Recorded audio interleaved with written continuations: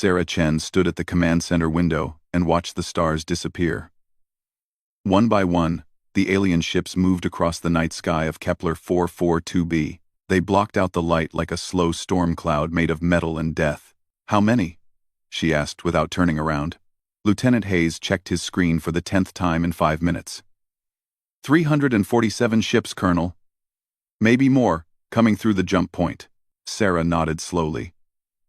She had known this day would come. Every human colony knew it would come. The Vorthak hegemony had been moving through this part of space for 3 years now. 17 star systems had fallen to them. 17 entire civilizations wiped out or enslaved. Now it was humanity's turn. "Ma'am," Hayes said quietly. "They're sending a message." Sarah turned away from the window. "Put it on the main screen." The display flickered and showed an alien face. The Vorthak looked like someone had mixed a lizard with a praying mantis. 4 eyes, green-black skin that looked wet, and a mouth full of too many teeth. When it spoke, the computer translated its words into English. "Human colony of Kepler 442b, the alien said. "I am War Commander Kresh, of the Vorthak 4th Fleet. You have 1 rotation of your planet to decide. Submit to harvesting protocols, or we will take what we need from your dead bodies." The screen went dark. Sarah had seen the files. She knew what harvesting protocols meant. The Vorthak would take every human on the planet. Some would become slaves in their minds. Others would be food. The rest would be used for medical experiments. "Colonel?" Hayes was staring at her. "Open a channel to the fleet," Sarah said. "Ma'am, are you sure?" "Open the channel, Lieutenant." Hayes pressed a few buttons. A light turned green on Sarah's console. Sarah looked directly into the camera. "This is Colonel Sarah Chen, commanding officer of Kepler Colony. Here is our answer. No." She cut the channel. Hayes stared at her with wide eyes. "Ma'am, they'll kill everyone. The children, the families. They were going to kill us anyway," Sarah said. "At least this way we die as humans." She activated the colony-wide communication system. Her voice would reach every building, every home, every bunker. "This is Colonel Chen speaking to all colonists. The Vorthak have given us 1 day to surrender. We have refused. I want everyone to understand what this means. We are going to die fighting. Every man, woman, and child who can hold a weapon will help defend our home. Those who cannot fight will help in other ways." She paused and looked out at the colony through the window. 50,000 people lived here. Scientists, engineers, farmers, teachers, children. They had come to this planet to build something new, to make a life among the stars. "I know you are afraid," Sarah continued. "I am afraid too. But we are human beings. We do not kneel to monsters. We do not let them take our children without a fight. Earth is far away. No help is coming. But we will show these aliens what it means to face human beings who have nothing left to lose." She turned off the communication system. Hayes was still staring at her. "What are your orders, ma'am?" Sarah walked to the weapons locker and pulled out her rifle. "Get everyone armed. Even the hunting rifles and old pistols. Set up defensive positions around the colony center. And Hayes?" "Yes, ma'am?" "Send a message to Earth. Tell them we held the line. Tell them to remember us." The next 24 hours passed like a strange dream. Everyone in the colony worked together. The engineers built bombs from mining explosives. The farmers showed people how to shoot.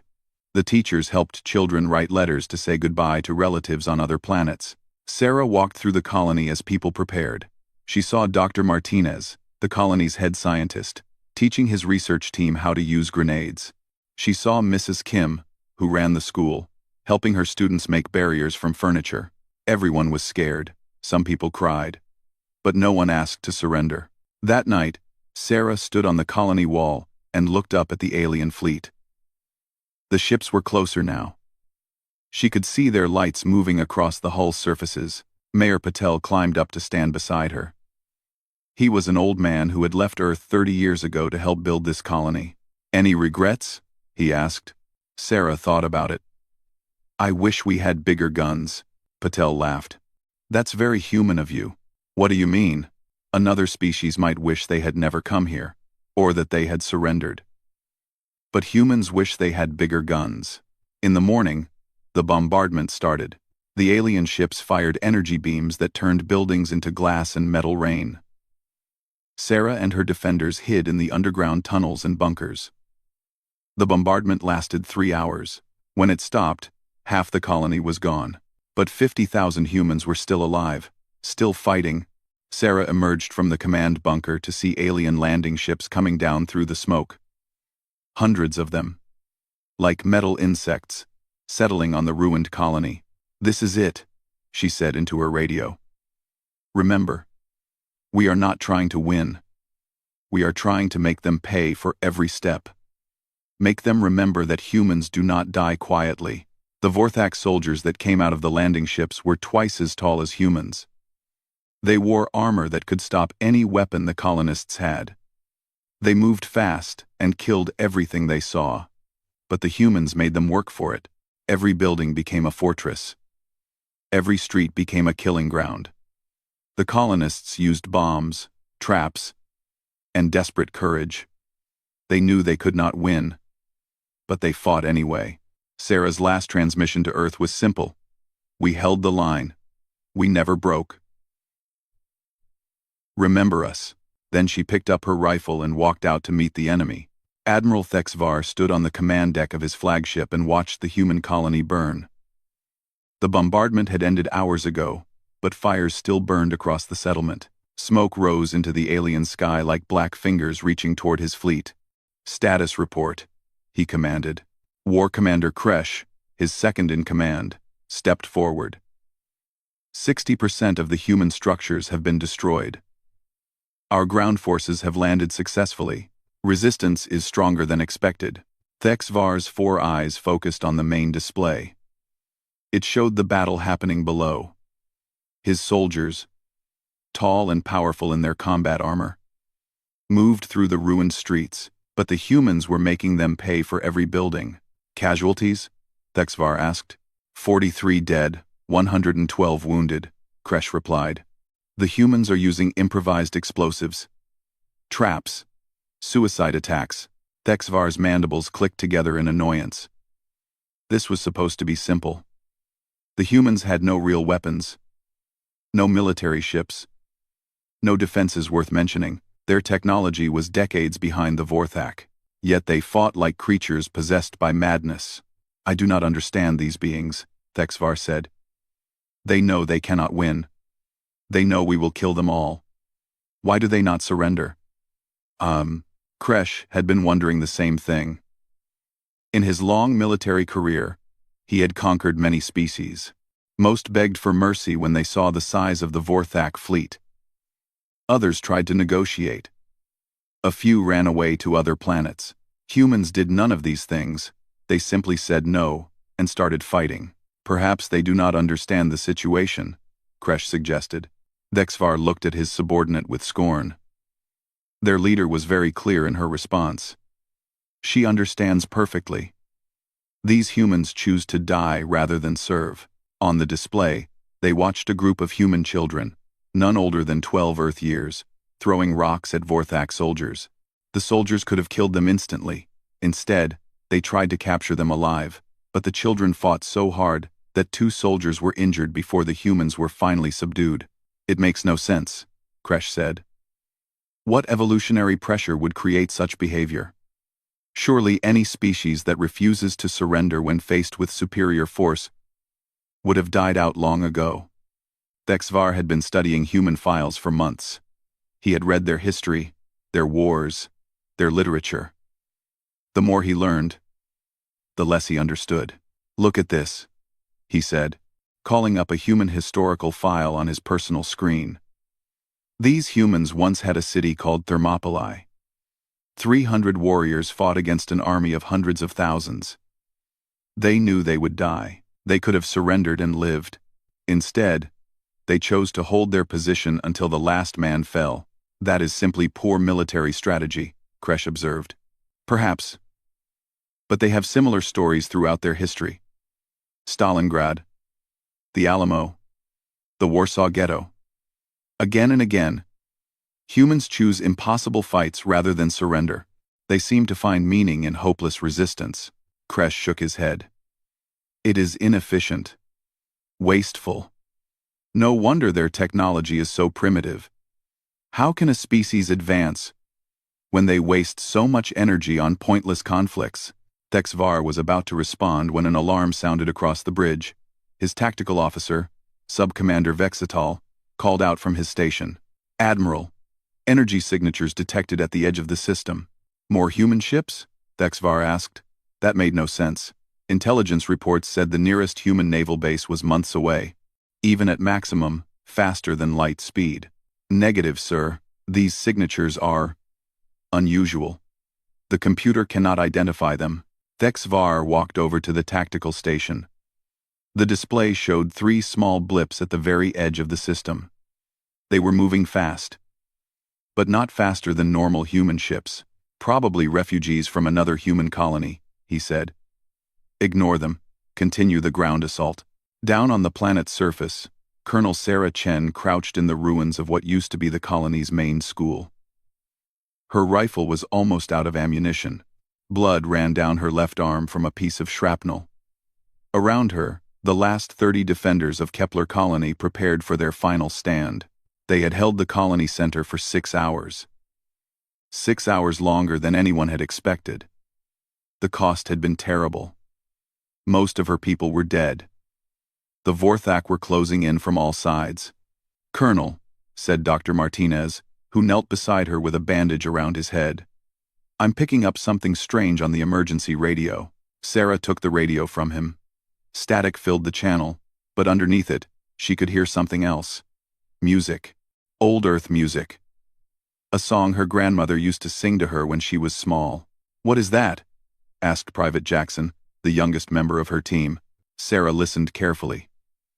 The song was Amazing Grace, played on what sounded like bagpipes. It was faint, almost lost in the static, but definitely there. I don't know, she said. But something inside her chest felt different.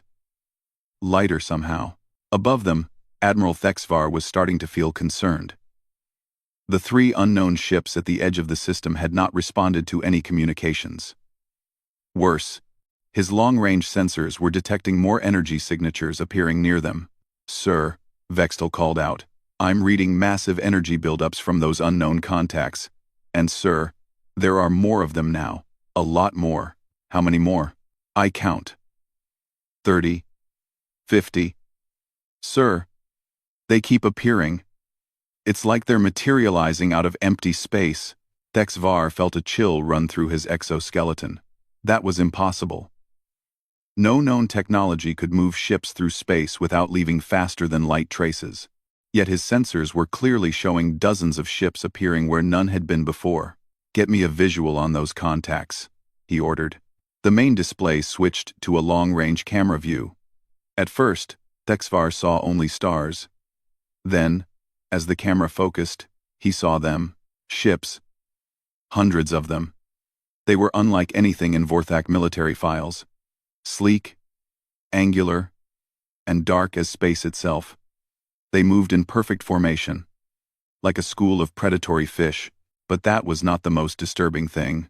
The most disturbing thing was that space around the ships seemed to be wrong. It rippled and shifted like water.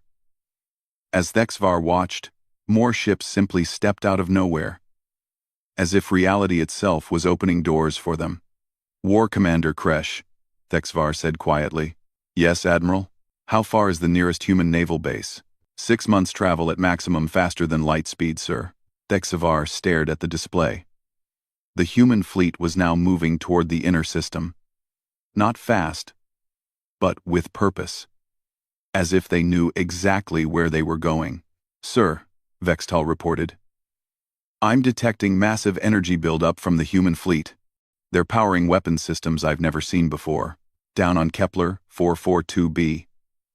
Colonel Chen heard the bagpipe music getting stronger. Around the colony, her surviving defenders looked up at the sky with wonder. The music was not coming from their radios anymore. It was coming from above, Sarah smiled for the first time in 2 days. Hold your positions, she told her people. I think our ride just arrived. The first tier in reality appeared 3 kilometers above the colony center. It started as a thin line of blue light, like someone had taken a knife and cut through the fabric of space itself. Through the gap, Colonel Sarah Chen could see impossible things: Earth's blue sky, white clouds, and the hint of green continents far below. Then the tear grew wider. Admiral Thexvar watched from his flagship as space folded in ways that made his mind hurt. His computers screamed warnings about impossible energy readings. His tactical displays showed error messages in languages his translators could not process. What is happening? He demanded. Unknown, sir, Vextal replied, his voice tight with fear. The humans appear to be tearing holes in space-time itself. Through the growing tear stepped something that should not have existed. It was a soldier, but not like any human the Vorthok had ever seen. His armor was black as deep space and seemed to absorb light. Energy fields flickered around him like captured lightning. When he moved, reality bent slightly around the edges. The soldier landed softly in the colony's central plaza, right in the middle of the battle zone. Vorthak warriors turned their weapons on him and fired. The energy beams struck his armor and simply disappeared, as if they had never existed. The soldier raised his own weapon. It looked like a rifle, but when he fired, it did not shoot bullets or energy. It shot something that made the air itself scream. The Vorthak soldiers in front of him simply ceased to exist. Behind him, more soldiers stepped through the tier, dozens of them, then hundreds. Sarah Chen crawled out of her hiding place and stared in amazement. The soldiers moved like ghosts through the battlefield.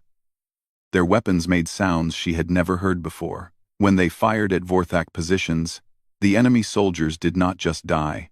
They vanished entirely, as if they had been erased from existence. One of the soldiers approached her position.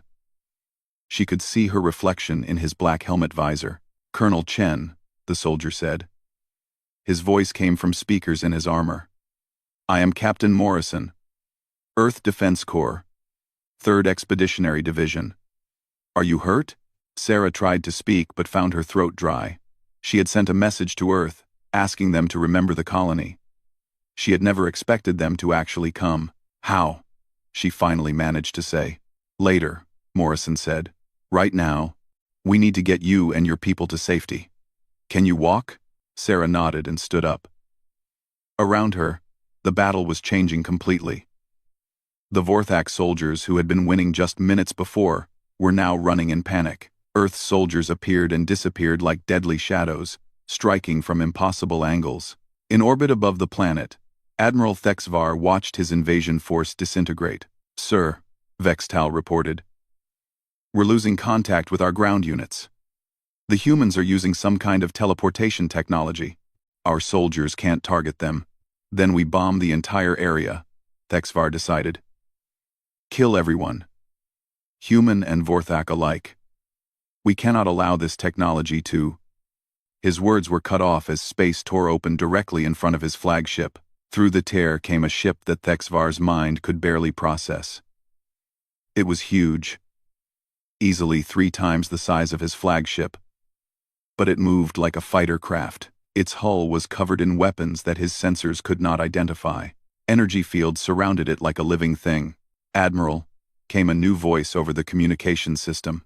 The voice spoke perfect Vorthak, but there was something underneath it that sounded completely alien. This is General Marcus Webb, of the Earth Defense Corps. You will order your ships to stand down immediately. Thexvar found his voice. You are outnumbered 300 to 1, human. Surrender now, and we will make your death quick. Admiral, Webb replied calmly. You seem to be confused about the tactical situation. Let me help clarify things for you. The human ship fired once. The energy beam that struck Thexvar's flagship was unlike anything in his experience. It did not explode his shields or melt his armor. Instead, it simply passed through them, as if they were not there. The beam struck his ship's main weapon array, and the entire section folded in on itself, becoming a twisted sculpture of impossible geometry. What just happened? Thexvar whispered. Sir, Vexistal said in a shaking voice. They're using weapons that operate outside normal physics. They're not destroying our ships. They're changing them. Around the flagship, more tiers appeared in space. More human ships stepped through from impossible distances. They moved in formation, but not like any fleet Thexvar had ever seen. They appeared and disappeared at will, striking from angles that should not have existed.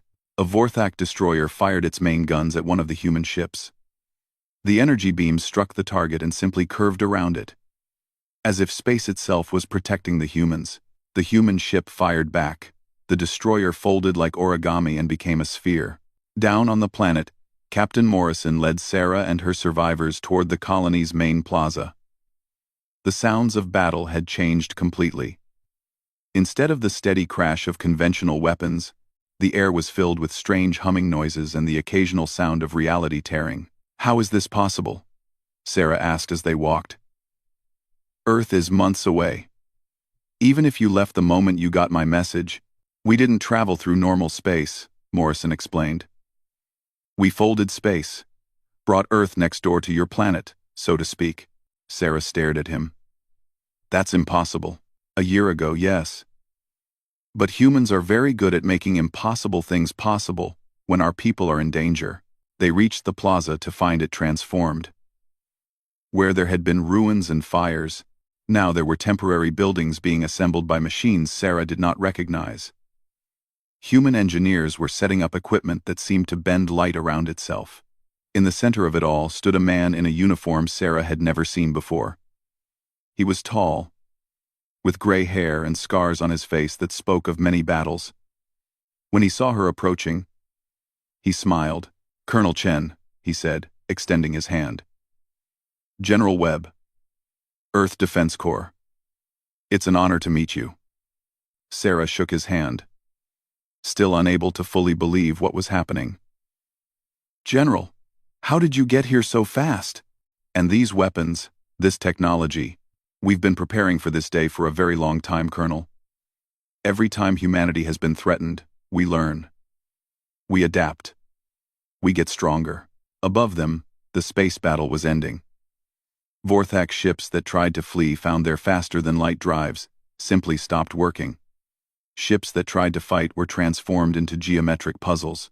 Within an hour, the entire Vorthak fleet had surrendered. Admiral Thexvar found himself in a detention cell aboard the human flagship. The cell walls showed him views of his home planets, but when he tried to touch them, his hands passed through empty air. General Webb entered the cell. He sat down across from Thexvar with a calm expression. "I have questions," Thexvar said. "I'm sure you do. Your technology, it is decades beyond anything our intelligence reports suggested. How did you hide it?" Webb smiled. "We didn't hide it, Admiral. We just didn't use it until we needed to. Humans are very good at preparing for worst-case scenarios, but the energy requirements alone are considerable. Yes, it took us 40 years to build the infrastructure to field this kind of equipment. 40 years of assuming that someday, someone would threaten our colonies. And when that day came, we would be ready." Thexvar felt something he had never experienced before. Genuine fear. "You planned for this specific situation?" "We planned for every situation, Admiral. That's what humans do. We imagine the worst possible thing that could happen to us, and then we figure out how to survive it." Through the cell's transparent wall, Thexvar could see Kepler 442b. Human ships were already beginning construction of what looked like orbital defense platforms. "What happens now?" he asked. Webb stood up to leave. "Now, Admiral, you get to watch us do what humans do best, which is rebuild, adapt, and make sure this never happens again." 3 days after the battle, Admiral Thexvar sat in a human conference room and learned how badly his species had misunderstood their enemy. The room was aboard General Webb's flagship, which the humans called Determination. Through the large windows, Thexvar could see Earth itself, brought close to Kepler 442b through the same impossible technology that had delivered the rescue fleet. "I still do not understand," Thexvar said. "Our intelligence services studied your species for 5 years before we attacked.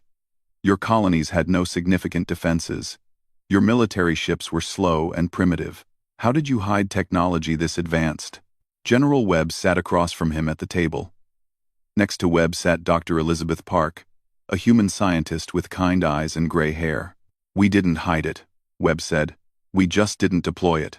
Dr. Park, would you explain the Heimdall protocol to our guest? Dr. Park activated a holographic display above the table. It showed a map of human space, with lines connecting all the colonies to Earth. Admiral, she began, what you saw as human weakness was actually human preparation. Every colony we build, every outpost we establish, serves two purposes. The obvious purpose is scientific research or resource extraction. The hidden purpose is early warning. The hologram zoomed in on Kepler 442b. Colonel Chen's colony wasn't just studying this planet's ecosystem. It was also monitoring this entire region of space. The moment your fleet entered the system, we knew about it. But you still could not have reached us in time, Thexvar protested. Even your fastest ships would take months to travel here. Dr. Park smiled. That's where you're wrong. Our fastest ships didn't have to travel here at all. The hologram changed to show a cross-section view of space around Earth. Thexvar saw something that made his blood run cold. Hidden throughout the Sol system were structures he didn't recognize, massive rings of metal and energy, orbiting in formations that suggested careful planning. These are dimensional fold generators, Dr. Park explained. We've been building them for 40 years, ever since we first made contact with hostile alien species. When a human colony is threatened, we don't send ships to help, we bring the entire solar system to them. Webb leaned forward. What you experienced wasn't a rescue mission, Admiral. It was a relocation. We moved Earth next door to Kepler 442b. Our ships didn't have to travel at all, they just stepped across the gap. Thexvar stared at the display. The power requirements for such technology would be enormous. How do you generate enough energy for this? Fusion reactors built into Mercury's orbit, Dr. Park said casually. We hollowed out several asteroids and turned them into power stations. We also built solar collection arrays that are larger than most planets. But why? Thexvar asked. Why spend so much effort on defensive technology? Our intelligence reports showed that humans prefer trade and diplomacy to warfare. Webb's expression grew serious. Because humans are very good at learning from history, Admiral. We've been attacked before. We've lost colonies before. Each time it happened, we asked ourselves, how do we make sure this never happens again? Dr. Park brought up another display. This one showed human colony records going back 60 years. The first time aliens attacked a human settlement was in 2387, she said. The Krex Confederation destroyed our research station on Wolf 359. 53 people died. We learned that our enemies could strike faster than we could respond. 8. The second attack was the Hegemony raids in 2391. 3 colonies were enslaved before Earth's Navy could intervene. We learned that conventional faster-than-light travel wasn't enough. We needed instantaneous response. Webb continued the story. The third attack was the Plague Fleet incident of 2395. An unknown species tried to exterminate human settlements with biological weapons. We learned that some threats require overwhelming response, not just fast response. So we built the Heimdall Protocol, Dr. Park said. Every human colony is connected directly to Earth through dimensional fold technology.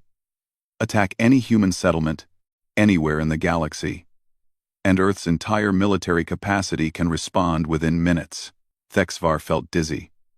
The energy requirements alone would bankrupt most civilizations. That's why we didn't build it all at once, Webb explained. We've been working on it for 40 years. Every year, we add more generators, more power stations, more weapons platforms. Every year, we get stronger. But the weapons your soldiers used, Thexvar said. Physics-altering weapons, reality-bending technology. How long have you had these? Dr. Park exchanged a look with Webb. We've had the theoretical frameworks for 20 years. But we only built the actual weapons 5 years ago, when our deep space sensors detected your empire's expansion toward human space. You built weapons specifically to fight us? We built weapons to fight anyone who might threaten human colonies, Webb corrected. Your species just happened to be the first to test them. The hologram showed technical specifications that made Thexvar's head hurt. Weapons that operated outside normal physics. Armor that existed in multiple dimensions simultaneously. Ships that could fold space around themselves like protective cocoons. I want to understand something, Thexvar said slowly. You had this technology when we first made contact with your species. You could have demanded tribute, conquered our worlds, enslaved our people. Instead, you offered trade agreements and cultural exchanges. Why? Why? Webb was quiet for a moment. Because humans don't conquer for the sake of conquering, Admiral. We build weapons to protect ourselves, not to rule over others. We offered trade because we hoped we could be neighbors instead of enemies, but we rejected your offers. Yes, you chose violence instead of peace. That was your mistake. Dr. Park brought up a new display. This one showed Vorthak space. But something was different. Human ships were positioned throughout the Empire, and construction platforms were building new structures around Vorthak planets. What is this? Thexvar demanded. Your empire is being reorganized, Webb explained. The planets you conquered are being liberated. The species you enslaved are being freed. The governments you destroyed are being rebuilt. You're conquering us. No, Admiral. We're healing the damage you caused. There's a difference. Thexvar looked at the display showing his home world. Human ships orbited it, but they weren't attacking. Instead, they seemed to be building things. What happens to my people? They learn to live peacefully with their neighbors, Webb said. We'll help rebuild your economy, but it will be based on trade instead of conquest. We'll help restructure your government, but it will serve your people instead of oppressing them. And if we resist, Webb's expression didn't change. Then you'll discover that the weapons you saw at Kepler 442b were our least impressive technology. Dr. Park touched a control, and the hologram showed a new image. It was a star system Thexvar didn't recognize. 8 planets orbited a yellow sun, but something was wrong. The planets' orbits were too perfect, too regular. This system was naturally chaotic, Dr. Park explained. Unstable planetary orbits, asteroid storms, solar flares. It took our engineers 6 months to redesign the entire system from the ground up. We moved planets into stable orbits, cleared the debris fields, and regulated the star's energy output. Thexvar stared in shock. You redesigned an entire star system? When we decide to solve a problem, Webb said, we solve it completely. Reshaping solar systems is just engineering. The hard part is knowing when to use that power and when to show restraint. Why are you telling me this? Webb stood up and walked to the window. Outside, Earth hung in space next to Kepler 442b, like a blue and green moon. Because I want you to understand something, Admiral. Humans don't fight because we're violent. We fight because we're protective. Attack our children, threaten our families, harm our colonies, and you'll discover that there is no force in the universe more dangerous than humans who have decided to end a threat permanently. He turned back to Thexvar. But choose to live in peace. Respect our boundaries. Treat your own people with dignity. And you'll find that humans make very good neighbors. The choice is yours. Thexvar looked out at Earth, this impossible planet that had reached across 127 light-years in minutes to save 50,000 colonists. For the first time, he began to understand what his empire had really been fighting. Not a primitive species with simple technology, but a civilization that had spent decades preparing for this exact moment. A species that treated an attack on 50,000 strangers as an attack on their entire family. A people who would cross the galaxy to protect a single human child, but who could reshape star systems when they decided that peace required it. I understand, Thexvar said quietly. Good, Webb replied. Then let's talk about how to fix what your empire broke. 6 months later, Colonel Sarah Chen stood in the rebuilt center of Kepler Colony and watched children play in the afternoon sun. The colony was larger now. Where 50,000 people had lived before, nearly 200,000 now called this world home. Some were humans from Earth who had volunteered to help rebuild. Others were refugees from planets the Vorthak had conquered. A few were even young Vorthak who had chosen to leave their empire and start new lives. "Hard to believe it's the same place," said a voice behind her. Sarah turned to see General Webb approaching. He was out of uniform today, wearing simple civilian clothes. He looked tired but content. "Sometimes I still wake up expecting to see the ruins," Sarah admitted. "It feels like a dream." "The best dreams are the ones where nobody dies at the end," Webb said, joining her on the observation deck. Below them, they watched human children teaching Vorthok youngsters how to play soccer. The alien children were taller and moved differently, but they laughed the same way human children did when they scored goals. "General," Sarah said, "can I ask you something that's been bothering me?" "Of course.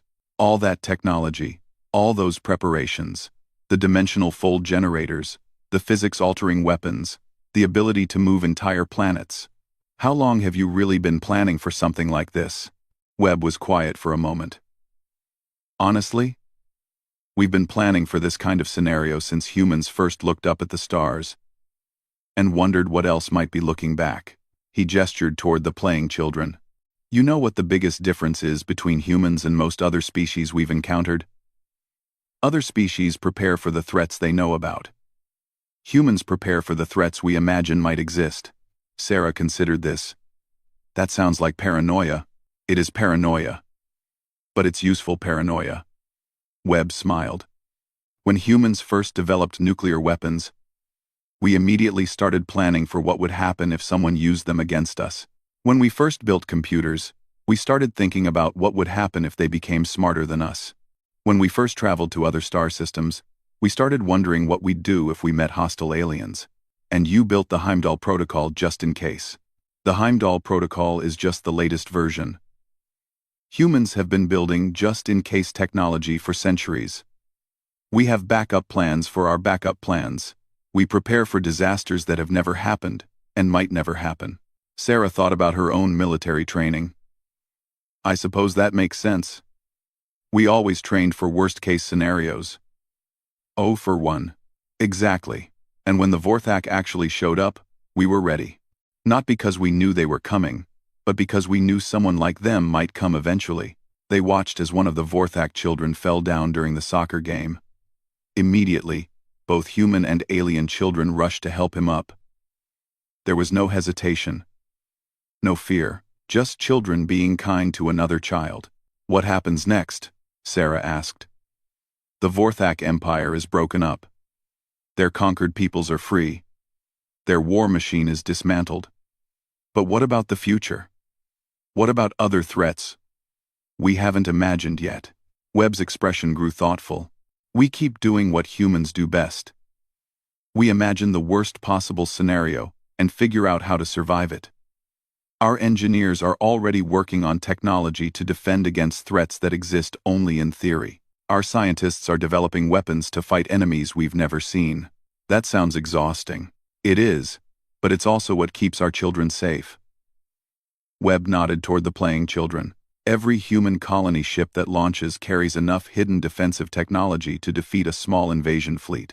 Every human explorer who enters unknown space has the entire resources of Earth backing them up. Every human child who grows up on a frontier world knows that their home planet will come for them if they're ever in danger."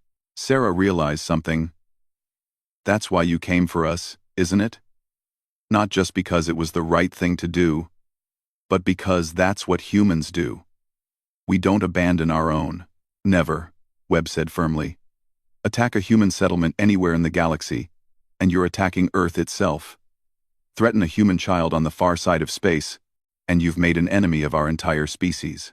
A young voice interrupted their conversation. "Excuse me, Colonel Chen." Sarah turned to see a Vorthak teenager approaching. This was Kethvar, the nephew of Admiral Thexvar. He had requested permission to stay on Kepler 442b when his uncle returned to help rebuild the Vorthak government. "What can I do for you, Keth?" Sarah asked. I wanted to thank you, the young Vorthak said in carefully practiced English. For letting me stay here. For giving me a chance to learn a different way of living. You don't need to thank me, Sarah replied. This is your home now, just as much as anyone else's. Kethvar looked uncertain. But my people attacked your people. We tried to destroy your colony. Why are humans so willing to forgive? Webb stepped forward. Because holding grudges doesn't protect anyone, Keth. Building a better future does. Your uncle's generation made choices based on fear and aggression. Your generation gets to make different choices. What if I make the wrong choices? Then you learn from your mistakes and make better choices next time, Sarah said. That's what humans do. We fail. We learn. We try again. We keep getting better. Kethvar nodded slowly and returned to the soccer game. Sarah watched him go, thinking about the conversation. General, she said.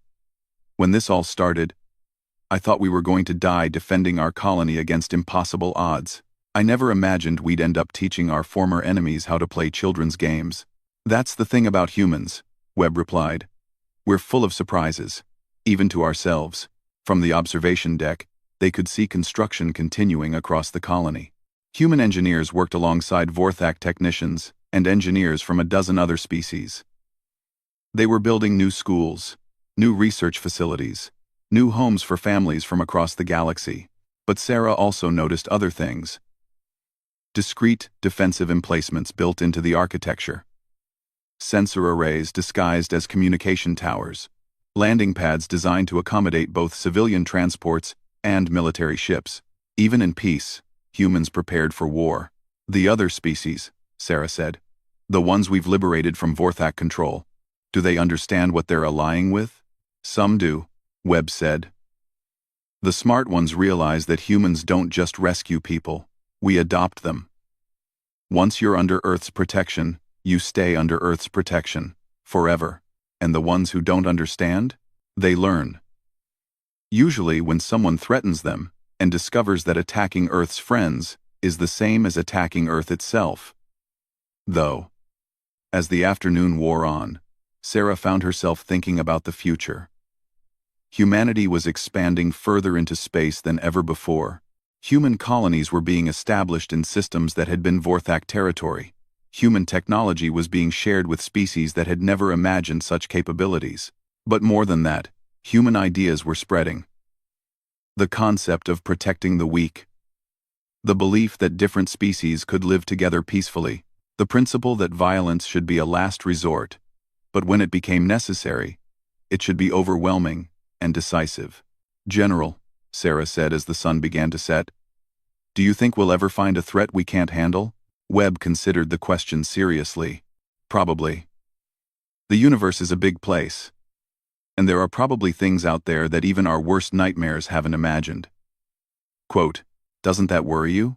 Not really. Webb smiled as he watched human and alien children heading home for dinner, their laughter echoing across the colony. Because when we meet that threat, we'll do what humans always do. We'll adapt. We'll learn. We'll find a way to protect our families. He paused, looking up at the stars that were beginning to appear in the darkening sky. And if we can't protect them by being peaceful, we'll protect them by being the most dangerous thing in the galaxy. Sarah followed his gaze upward. Somewhere out there were human ships patrolling the space between stars. Human scientists working on weapons to fight enemies that didn't exist yet. Human engineers building defenses against theoretical threats. And on every human world, in every human colony, children grew up knowing that their entire species would cross the galaxy to keep them safe. That night, as Sarah walked through the rebuilt streets of her colony, she passed a memorial wall. On it were the names of everyone who had died defending Kepler 442b. At the bottom, someone had written a simple message. They held the line. Earth remembered. Earth came.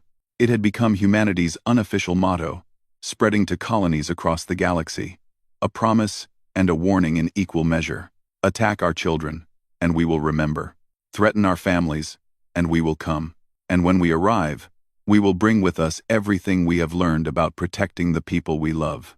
Sarah smiled and headed home, knowing that somewhere above her, invisible in the darkness between stars, Earth's guardians watched and waited, ready for whatever tomorrow might bring. After all, that's what humans do best. We prepare for tomorrow, protect today, and never forget yesterday. We are human, and we remember our own.